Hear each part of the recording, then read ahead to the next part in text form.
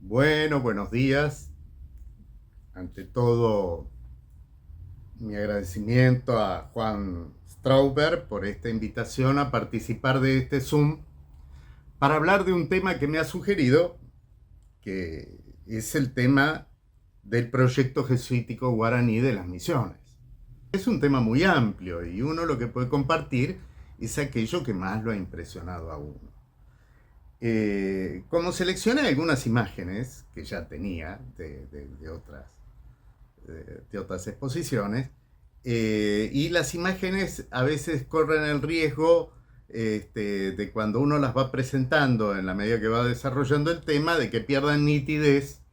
Bueno, vamos a hacer esto y yo voy a ir subiendo las imágenes que me van a ir acompañando a la exposición y si no están nítidas, no se preocupen porque, bueno, mañana pongo esas imágenes en un PDF y ya la tienen para los que les haya interesado alguna de ellas. Bueno, la idea es, voy a intentar desarrollar el tema, ¿no? San Ignacio y el proyecto jesuítico guaraní, desarrollándolo con paralelismos de recíproca contrariedad. Paralelismos de recíproca contrariedad. Para poder discernir y también para poder comprender que hay paralelismos de recíproca armonía en todas las cosas. Y eso tal vez, ustedes que están en psicología, les pueda llegar a resultar interesante, por lo menos para dar ejemplos en algún momento de eso que uno dice, un ejemplo por ahí aclara muchas explicaciones, ¿no? ¿Qué son estos paralelos de recíproca contrariedad, ¿no? Que ahí nos enseñaba el padre Daniel Gil, un jesuita. Bueno, y por ejemplo podemos decir que hay una recíproca contrariedad en lo que es San Ignacio de Loyola, que nace en 1491, y Enrique VIII, ¿no? Eh, Antes que nada, ahí vamos a poner una primera imagen. Para comprenderlo a San Ignacio hay que utilizar esto que decía Fiorito. La palabra aislada no significa lo mismo que la palabra en su frase, ¿no? En su conjunto. Y entonces hay que entender de dónde, de qué etos surge San Ignacio. San Ignacio nace en el tramo final de 700 años de guerra contra los moros, en un territorio aproximadamente igual al de la provincia de Buenos Aires. En esos 700 años de guerra, de tanto dolor y de vivencias colectivas que no se han dado en el resto de Europa, porque España ha tenido la cruzada dentro de su propio territorio, también ha habido momentos de paz y también ha habido momentos en donde los enemigos han aprendido algunas cosas entre sí. De ahí ha venido el álgebra, de ahí ha entrado el cero como concepto metafísico. Nos damos cuenta de la importancia impresionante y trascendente que ha tenido para el desarrollo de la ciencia y también la medicina y los filósofos griegos que han sido traducidos al árabe y entrado por el sur de España al resto de Europa. Pero también ha habido esto que quería recalcar, una experiencia humana en mi trato hacia lo que es el enemigo con el cual estoy en guerra. Y no estoy en guerra unos añitos, no, estoy en guerra 700 años. Entonces es evidente, y yo lo vinculo, a la meditación que hace, a la trascendencia de la meditación que hace San Ignacio de Loyola en sus ejercicios espirituales sobre la Santísima Trinidad. En donde, bueno, hay un Dios Padre, creador de todo el bien que existe, que es el universo y los universos que existan, la causa creadora. Hay una encarnación del sentido que tiene la vida en su Hijo, Jesús, la kenosis. Y hay también el Espíritu Santo, que es un misterio que hace cosas raras a veces.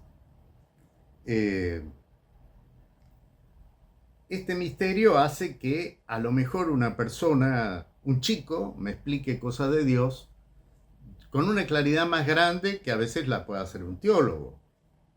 O un ateo me explique un aspecto de Dios que yo no conozco, otra religión o lo que sea, porque generalmente el Espíritu Santo se presenta por los lugares más insólitos, porque trae novedades siempre.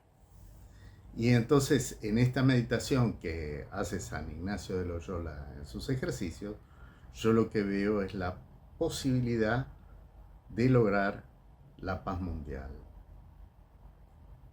Un Dios que, siendo uno, sigue siendo trinitario y tiene un aspecto misterioso al cual nosotros no conocemos y que se presenta por donde Él quiere, no por donde nuestra cultura o a nosotros nos gustaría, digamos. Bueno, este es un detalle no menor para ver el entorno que rodea a San Ignacio.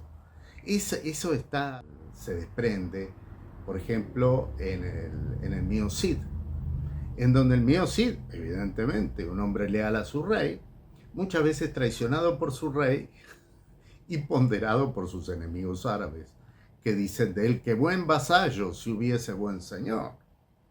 Entonces hay una dimensión de trascendencia dentro de lo que se llama un conflicto grave y prolongado, fundamentalmente prolongado, que abre una ventanilla teológica muy interesante para entender lo que después va a ser España en América.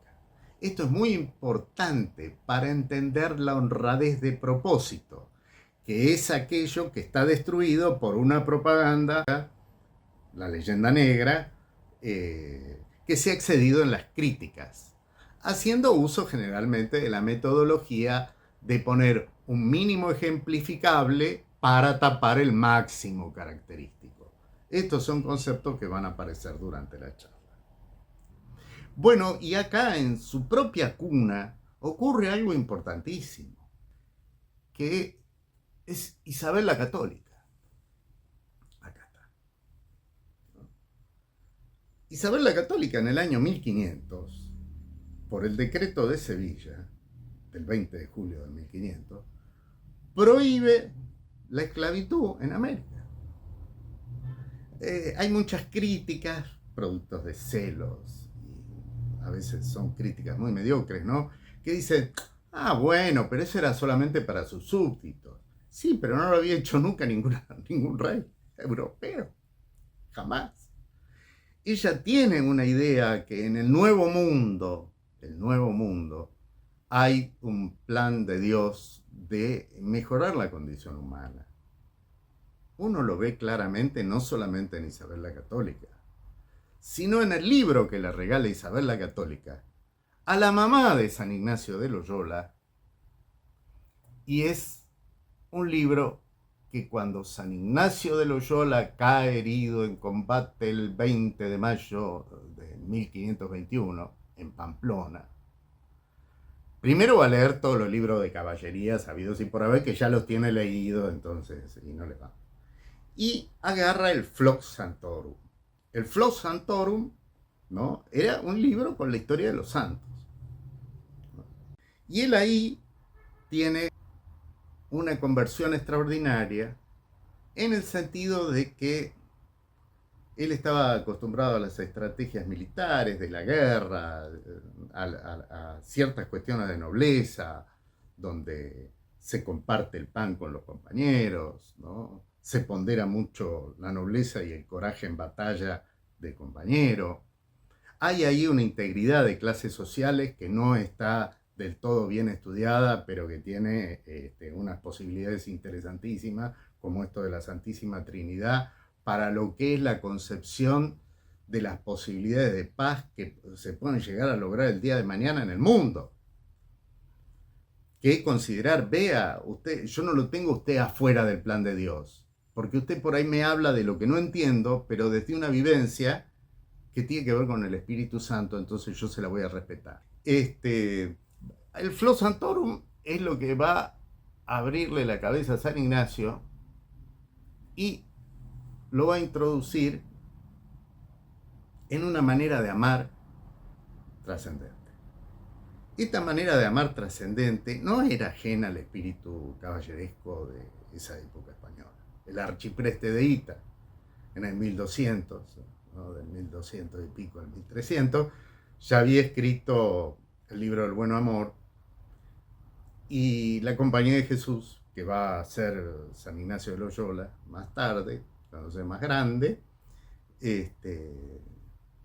recuerda con mucha delicadeza este aspecto.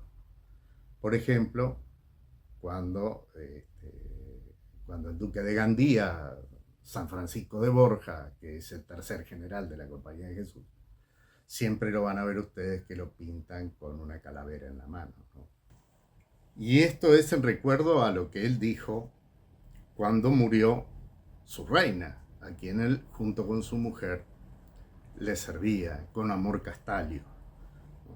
Él dijo: jamás volveré a servir a rey que se me pueda morir, del dolor que sintió cuando perdió a su reina. Y años después, cuando enviudó, entró en la Compañía de Jesús. Era otro estilo de vida, ¿no? Y era otra manera de encarar el tema del amor, y eso era muy fuerte y estaba muy marcado en la nobleza de corazón y la aristocracia de espíritu que formó la Compañía de Jesús en sus primeros años.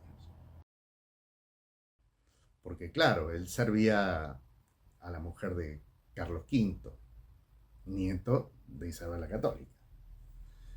Y Carlos V, que también está en el proyecto jesuítico, porque acá va a haber un concepto que es central. Bueno, estas cosas son de una exquisitez muy delicada, y ustedes saben que en la vida espiritual lo más fuerte es lo más débil, ¿no? Eso es muy difícil de explicar, pero hay que tenerlo presente. Bueno, ese es el espíritu, digamos, que va a rodear la Compañía de Jesús en los primeros años. Yo acá les hice un esquemita, un poco de lo que va a pasar desde San Ignacio hasta el Concilio de Trento, ¿no? Y en ese esquemita está, vemos el mismo año de nacimiento de San Ignacio y Enrique VIII, la fundación de la Compañía de Jesús en el 1540, 5 años después que Enrique VIII logra el poder absoluto al constituirse como cabeza de la Iglesia cristiana de Inglaterra. Entonces une las dos poderes, el poder celestial con el poder temporal. Entonces lo que crea es de una eficiencia tremenda temporal, pero yo no sé si es del todo correcta, creo que no, que es que a los fines prácticos la verdad es lo que dice el rey, y se acabó. Eso es Inglaterra, con Enrique VIII, ¿no? Isabel de Inglaterra, la reina virgen, hace cuadros de sí misma que tienen mucho que ver. Esto de la reina virgen no es una cosa irónica, ella se hacía llamar así porque el culto a la Virgen dentro de los católicos ingleses era muy fuerte, y ella empezó a exigir un trato para el fenómeno de la transferencia junguiana arquetípica. Se ve claramente, ¿no? Que esa es la intención, solapada, o no tan solapada, ¿no? Bueno, todo ese periodo de conflicto en donde intervienen las buenas intenciones de Martín Lutero, que muere antes del Concilio de Trento, si no, posiblemente la cosa se hubiera arreglado. Pero hay elementos que se vuelven complicados, como no nos salvamos por las obras, sino porque estamos predestinados. Si Dios lo sabe todo, ya sabe quién se salva, quién no, así que lo que haga es muy secundario. Complica, porque primero no es así, ¿no? Son simplismos, ¿no? Que llegan con Juan Calvino a la aberración ya de decir el signo de la predestinación divina es la riqueza y el poder. Nosotros somos ricos y poderosos, somos la raza elegida, somos el Israel de Dios. Bueno, Juan Calvino nace en el 1509, o sea, son todos por ahí, ¿no? Contemporáneos. Va a plantear una diferencia que va a tener sus consecuencias políticas grandes en esto que para mí es clave, que es la diferencia conceptual entre qué es el poder para el absolutismo inglés y qué es el poder para la soberanía popular de la Escuela de Salamanca, que va a terminar desarrollando Francisco Suárez y, y otros sacerdotes. Pero a mí personalmente yo me voy a concentrar en Francisco Suárez y después voy a explicar por qué. Bueno, en el absolutismo inglés, que es Enrique VIII, especialmente desde el 1542, cuando se produce su rompimiento definitivo con el Papa, donde también van a intervenir después del año 1700 los Borbones liberales españoles, que son los que pulsan a los jesuitas, finalmente, ¿no?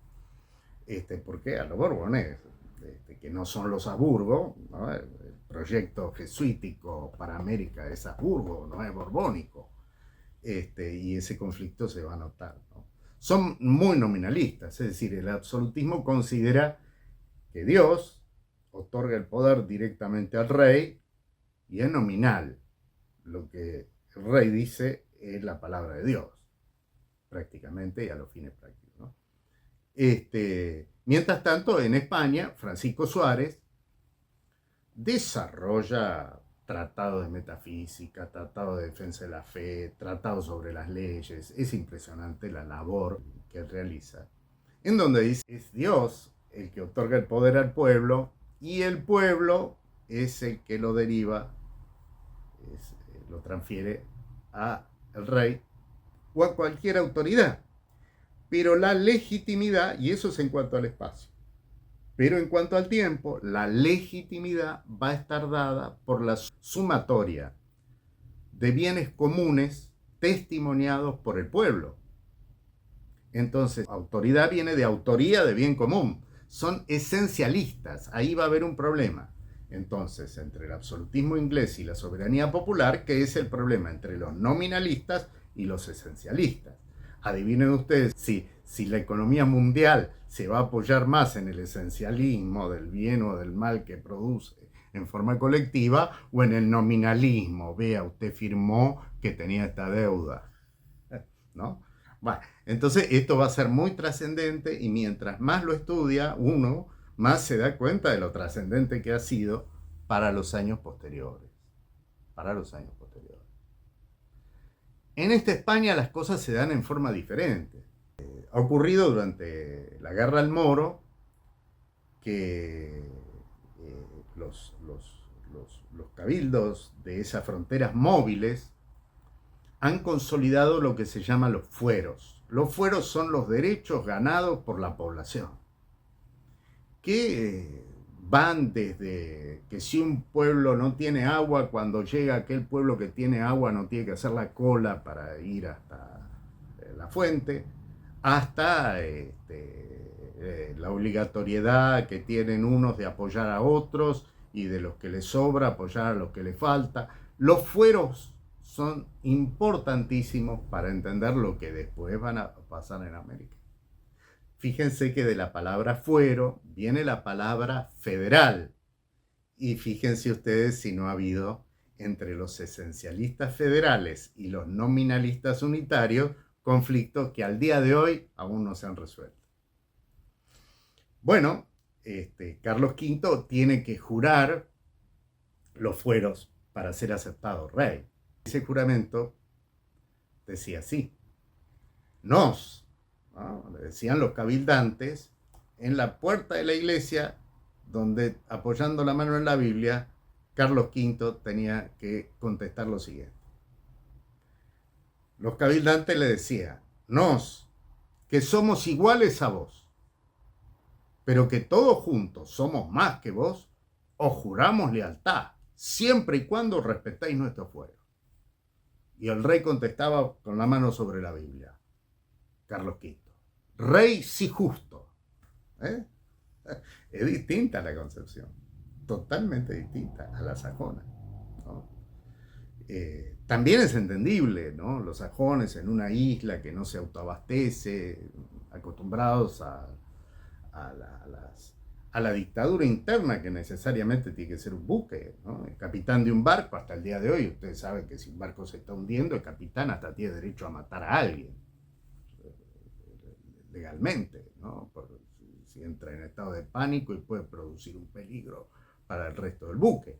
Entonces, ellos acostumbrados a una cuestión nominal, funcional, operativamente es muy eficiente, pero no tiene eficiencia moral. Ese es el problema, ¿no? Y cuando se deteriora moralmente algo, y bueno, fíjense lo que estamos viviendo, ¿no?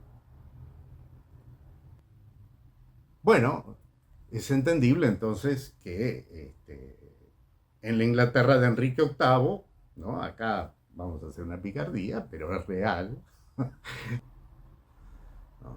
Porque el concepto falso se corresponde siempre con algún tipo de falsedad de conducta, ¿no? Y eso lo vamos a ver bien en el fin de sus parejas, ¿no? Entonces es un plato cuando no queremos ver las cosas tan obvias. La fama que le va a acarrear a Inglaterra este tipo de conducta, ¿no? Una fama piratesca, va a ser internamente de los católicos ingleses contrarrestada por el Witchcraft Act, ¿no? de 1542, donde Enrique VIII hace su ley contra conjuros, encantamientos y brujerías, en donde, claro, la cosa es bastante sencilla. Por ejemplo, hay un punto en donde él especifica: una persona me ha mirado mal, me ha hecho mal de ojo, a la hoguera, se acabó. Por eso es que hay muchos más muertos por la Inquisición sajona que por la Inquisición española. Pero la Inquisición española ha dejado toda la documentación de lo que han sido los interrogatorios más salvajes. El latino ha documentado más que los sajón, porque los sajón eran más directo y más práctico. Es nada más que una orden. Esa es la verdad. Y esto va a ser continuado por los descendientes de Enrique VIII, particularmente Jacobo I, ¿no? Mientras tanto, en España decimos que en los primeros años de la conquista española, esto es muy interesante, la recopilación de las leyes de los reinos de Indias. Bueno, yo las tengo, gracias a Dios están ahora, se consiguen por YouTube. El Tratado de las Leyes de Francisco Suárez, que no tiene desperdicio. Informes sobre la condición social de los indios, como las de Francisco de Alfaro, para los indios del siglo XVI y el siglo XVII. Esto ustedes no lo van a ver en Estados Unidos, porque en Estados Unidos está los protestantes sajón inglés, y no lo tuvieron directamente, no lo hicieron.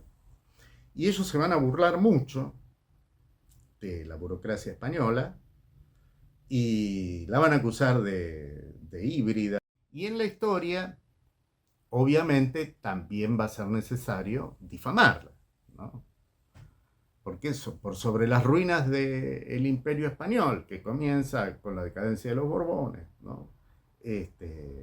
Se hace su agosto Inglaterra. Este es todo el concepto necesario para entender que la legislación de las misiones jesuíticas no es propiamente de los jesuitas. Eso está dentro de la legislación española. Entonces, cuando me hablan de cuál es el proyecto, bueno, desde el punto de vista jurídico, hacer lo que se ha decidido a través de los reyes Habsburgo, de los Austrias menores de España. Bien. ¿Y cuáles son las consecuencias de esto que nosotros podemos constatar con garantía de seriedad en el presente? Y bueno, acá tenemos las consecuencias del absolutismo inglés en Estados Unidos y Canadá. En Canadá hay un 2% de indios. No hay mestizaje como en Estados Unidos, donde actualmente hay un 0,97% de indios.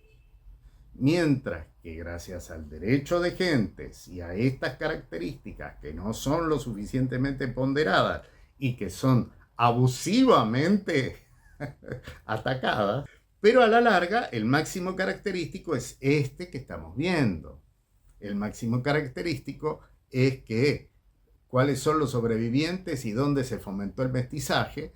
En las cifras actuales, usted tiene lugares como Ecuador, 90% de indios y mestizos, lugares como El Salvador, Honduras, están todos arriba, son unos porcentajes muy superiores a donde estuvo el absolutismo inglés, que fue genocida, hay que decirlo con todas las letras, ¿no?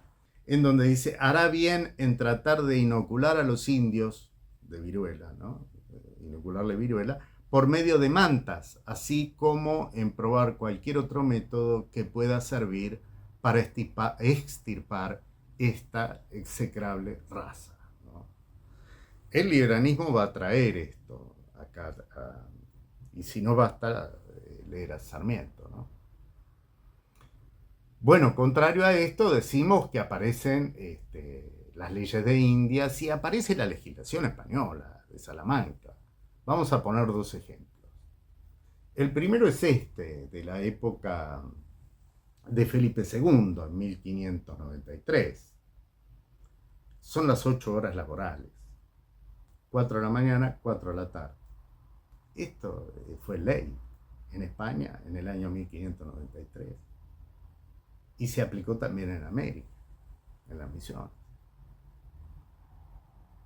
La diferencia es grande en respecto a los países conquistados por los sajones. Ustedes ven en 1886 la ejecución de los obreros que exigían estas 8 horas laborales de Chicago, ¿no? El 1 de mayo recuerda esta trágica fecha. Entonces, estamos hablando de una recíproca contrariedad bastante difícil de disimular, ¿no? Pero, ¿no? O, por ejemplo, la política con el indio de los sajones, ¿no? Los indios en Estados Unidos no fueron ciudadanos norteamericanos hasta el 2 de junio de 1924. Y el derecho al voto no se les concedió hasta 1948. Y la libertad de culto no les fue reconocida hasta 1993. Ni que hablar del tema de la esclavitud, ¿no? El tema de la esclavitud. Ustedes saben que por el Tratado de Utrecht, bueno, que pone fin a la guerra del 1700 en España, que da por terminada la dinastía de los Habsburgo y empieza la dinastía de los Borbones. Inglaterra consigue el privilegio exclusivo hasta este momento que lo tenía Francia, una Francia borbónica, para el tráfico de esclavos negros en toda la América, ¿no? Y la reina de Inglaterra encomienda esta tarea al South Sea Company, que fue tremendo, fíjense ustedes, ¿no? Creo que el plano lo muestra. Estos gráficos que hablan, que son más elocuentes que 1000 razonamientos, ¿no? Y están los planos de los barcos negreros, que son muchos, y donde las condiciones infrahumanas son tremendas porque no se los considera humanos, como no se los consideró humanos en Australia, ni en los lugares en donde se produce la colonización sajona, ¿no? A ver. Y fíjense esta diferencia, ¿no? A la izquierda está Juan de Sesa, que es negro. Y Juan de Sesa, Juan Latino, le decían, es catedrático en la Universidad de Granada en el año 1556. Abajo ustedes tienen el primer negro admitido en la Universidad de Oklahoma, que fue recién en 1948. A la izquierda hay una foto que es del 4 de junio de 1960, ¿no? Y esa foto es muy especial porque muestra la salida del primer día de clase, de colegio, de la primera niñita negra que es admitida en un colegio que van los blancos en Estados Unidos. Y ese día ningún otro niño fue al colegio y tuvo que ser custodiada por el FBI. 1960. Por esto es que en realidad esta charla me hubiera gustado empezarla con el escudo. Ustedes que lo han estudiado, Dussel y al ecuatoriano que necesitaba Bolívar, Vinicio Echeverría Andrade, ¿no? Que yo siempre dije, el nombre, ¿cuál será? ¿No?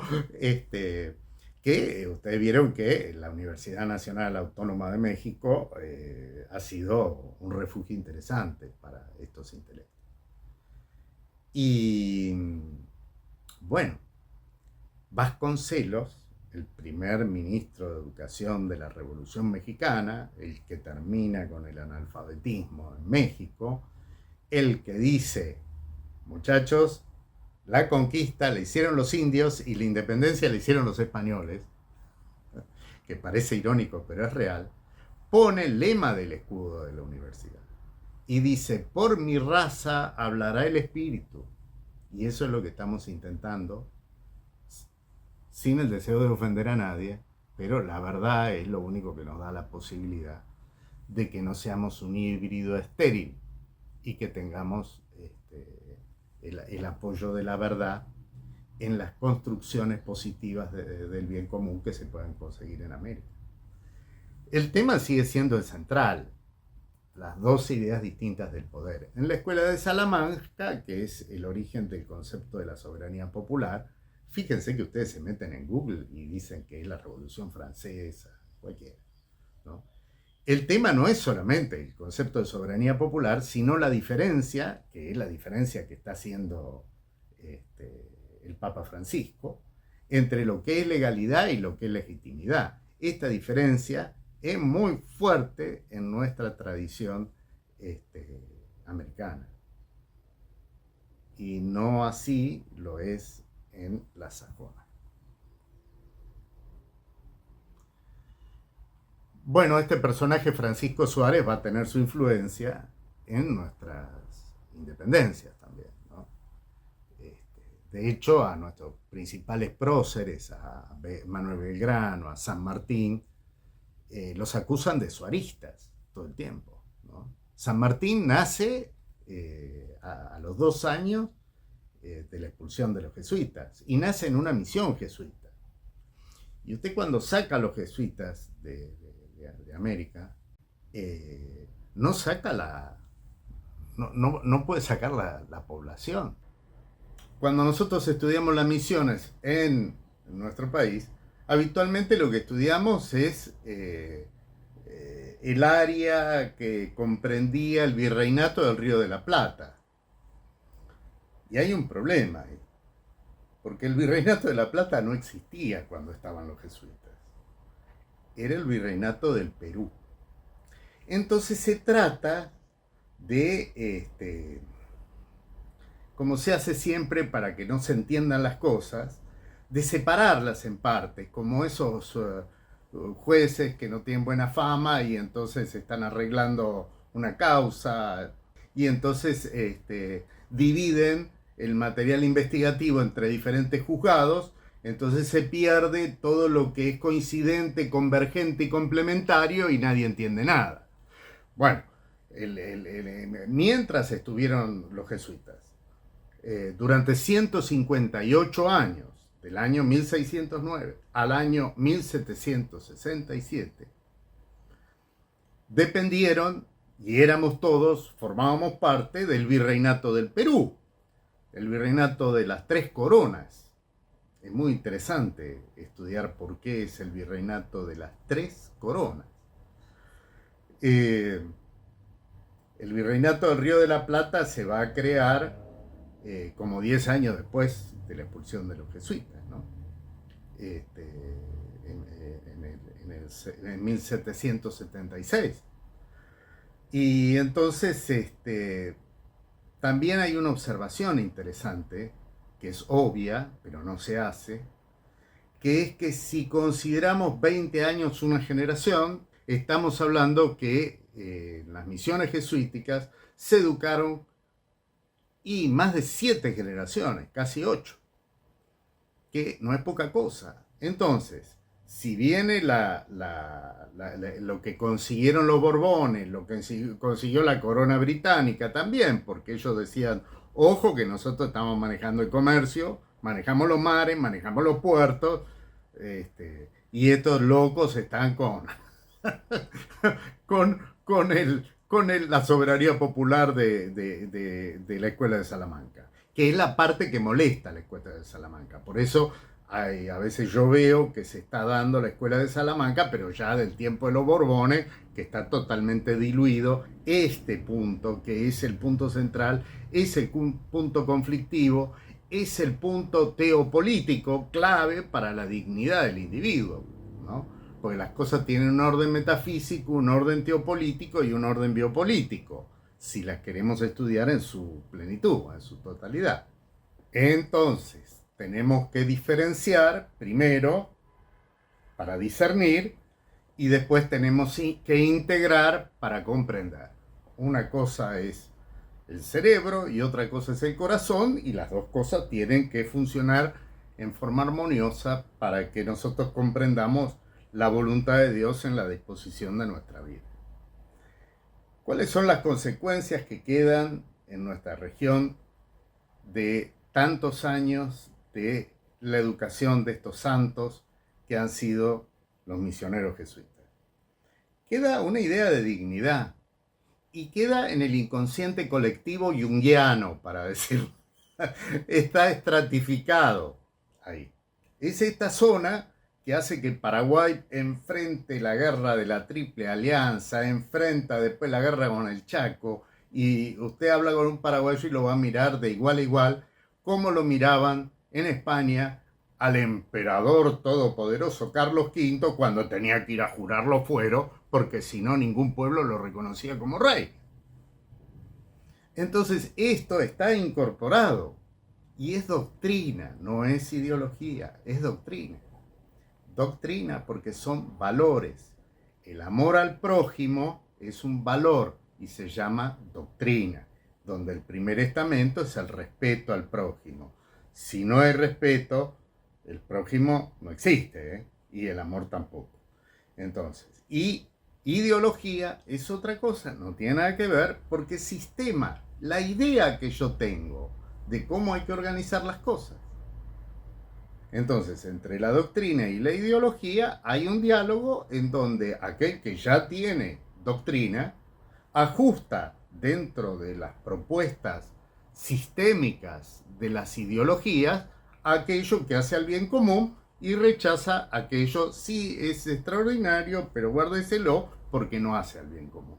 Y eso lo tiene muy incorporado aquel que tiene un pasado vinculado a las misiones jesuitas. ¿Y de qué manera esto podemos ver que rebrota? Y acá en el Río de la Plata pasó algo que no pasó en ninguna parte del mundo.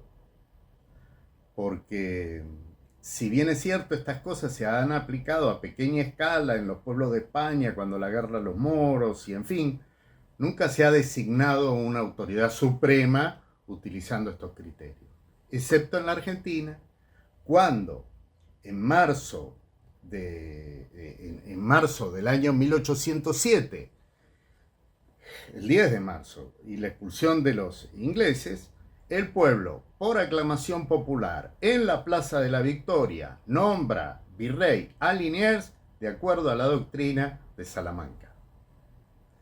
¿Y qué hace la corona española? No puede decir que no porque está en su legislación. No es poca cosa.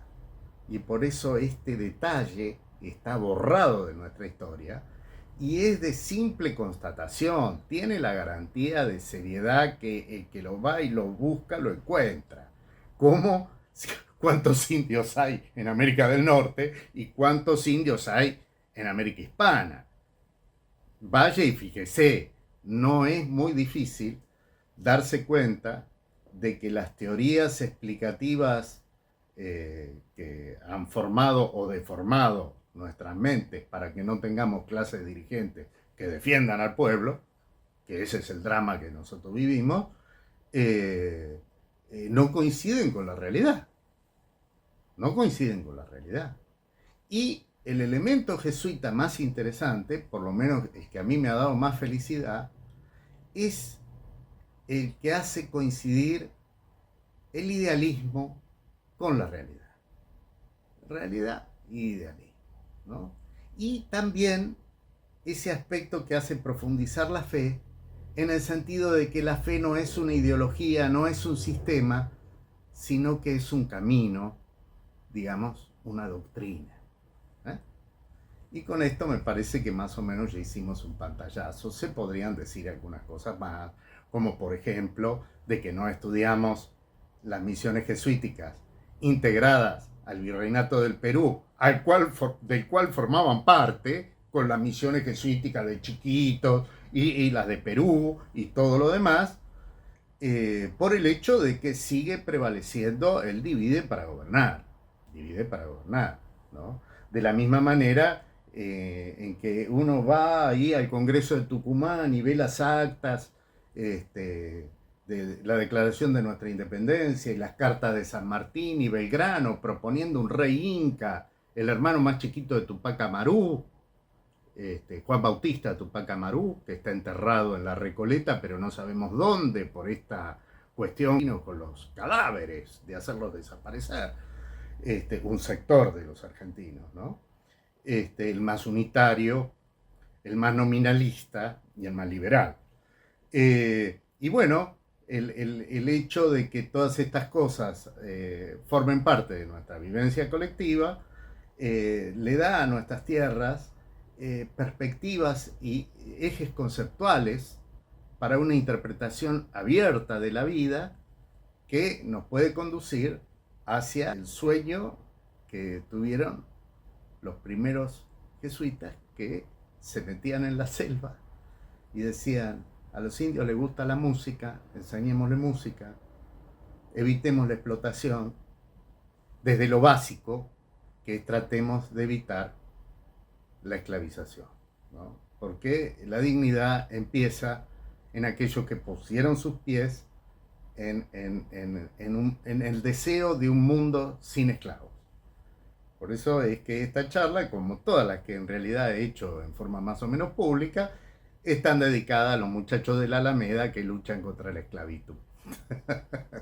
Bueno, ahora abramos el debate y tirémonos con las sillas y hagamos todo lo que es necesario para a ver si interesó el planteo y el punto de observación. Muchas gracias por su atención. Muchas gracias por su atención.